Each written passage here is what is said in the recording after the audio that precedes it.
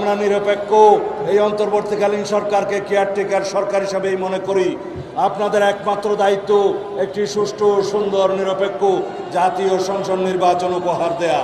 আপনাদের দায়িত্ব নাই স্থানীয় সরকার নির্বাচনের। বাংলাদেশে স্থানীয় সরকার নির্বাচনের কোনো ম্যান্ডেট নির্বাচন কমিশনের নাই। নির্বাচন কমিশনের কেবল দুইটি ম্যান্ডেট, একটি রাষ্ট্রপতি নির্বাচন আর একটি জাতীয় সংসদ নির্বাচন।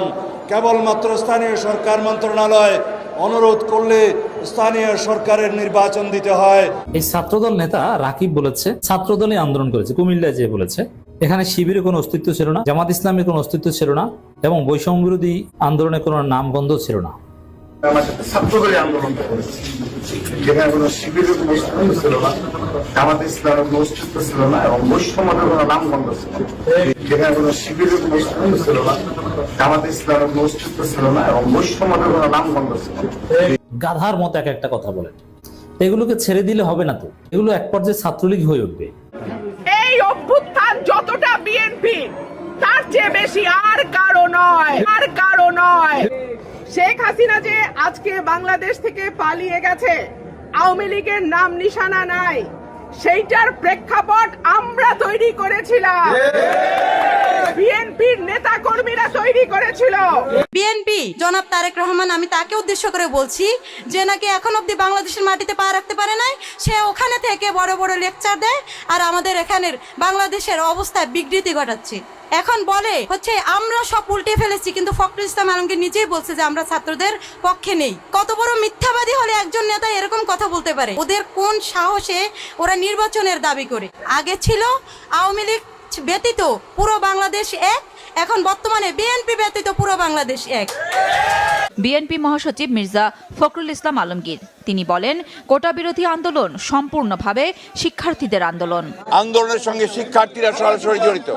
আমরা এই আন্দোলনের সঙ্গে কখনোই সরাসরি জড়িত নই। আমরা এই আন্দোলনের সঙ্গে কখনোই সরাসরি জড়িত নই। আসলে এনসিপি কে দায় দিচ্ছে বিএনপি, কিন্তু বলছে না আনুষ্ঠানিকভাবে বিএনপির আসল রূপ যেটা, যে এনসিপির দায় গোপালগঞ্জের এই ঘটনায়, এটা প্রকাশিত হলো। সালাউদ্দিন বলছেন, সালাউদ্দিন বলা একে ঠিক না, একে বলতে হবে সালাউদ্দিন।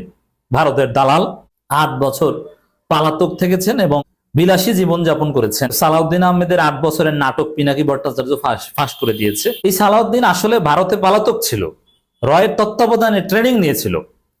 জুলাই বিপ্লবে যার সামান্যতম অবদান নাই, যিনি বিদেশ থেকে এসেছেন, যার নেতা লন্ডনে মুসলেখা দিয়ে গিয়েছে।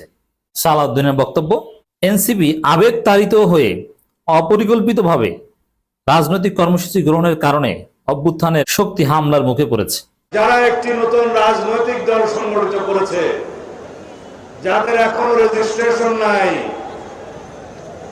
তারা অনেক আবেগ তাড়িত হয়ে অপরিকল্পিতভাবে এমন সব রাজনৈতিক কর্মসূচি দিচ্ছে, সেই রাজনৈতিক কর্মসূচির কারণে আজকে সারা বাংলাদেশ অবলোকন করলো জাতির যারা গণ অভ্যুত্থানের অগ্রসেনানী, তাদের উপরে পতিত ফ্যাসিবাদী শক্তি হামলে করছে।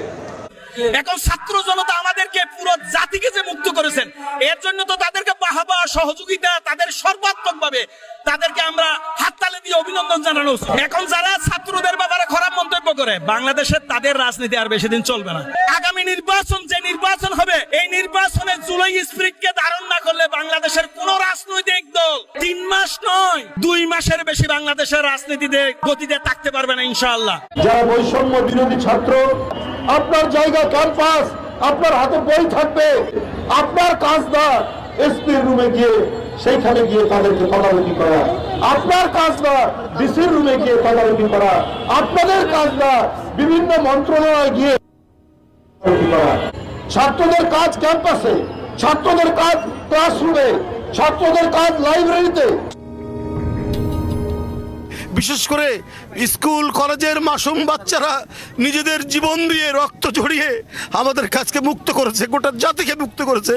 আমি আজকে সেই সমস্ত মাসুম বাচ্চা, স্কুল কলেজের সে সমস্ত ছাত্রছাত্রীদের যাদের শহীদী আত্মত্যাগের মধ্যে দিয়ে আজকে গোটা জাতি মুক্তি লাভ করেছে এক ভয়ঙ্কর ফ্যাসিবাদ থেকে, সেই সব শহীদদের প্রতি আমার গভীর শ্রদ্ধা জানাচ্ছি।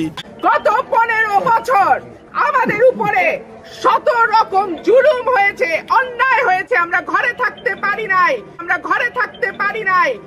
যমুনা টিভির টক শো রুমিন ফারহানা করছে গত 15 বছর আওয়ামী লীগের শাসন আমলে নাকি তাকে ভয় পেতে হয়নি, অনেক বছর পর নাকি ভয়টা তাকে পাইতে হচ্ছে। শুনেন।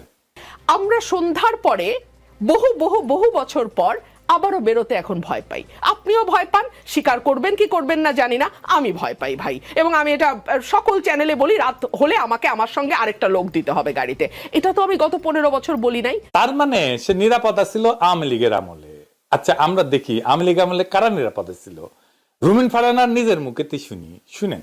বাংলাদেশে গত 15 বছর কেউ নিরাপদ ছিল না। নিরাপদ ছিল যারা আওয়ামী লীগের রাজনীতির সঙ্গে যুক্ত, যারা আওয়ামী লীগের লুটপাটের সঙ্গে যুক্ত, আওয়ামী লীগের ভাগ বাটোয়ারার সঙ্গে যুক্ত, তারা নিরাপদ ছিল। তার মানে রুমিন ফারহানা আওয়ামী লীগের লুটপাটের সহযোগী ছিল?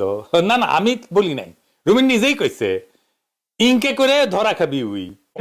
অনেক টালবাহানা আপনারা করছেন, টালবাহানা আর করবেন না। আশা করছি আগামী ফেব্রুয়ারি মাসের মধ্যেই নিরপেক্ষ নির্বাচন হবে। এই নির্বাচনে বিএনপি সরকার গঠন করবে।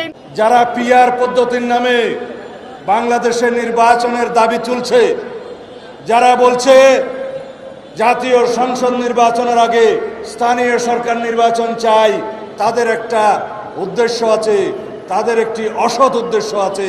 যারা বলে পিআর পদ্ধতিতে নির্বাচন চাই, ভাই সাহেব আপনারা পিআর পদ্ধতি বুঝেন? পিআর পদ্ধতি গায়ে দেয় নাকি খায়?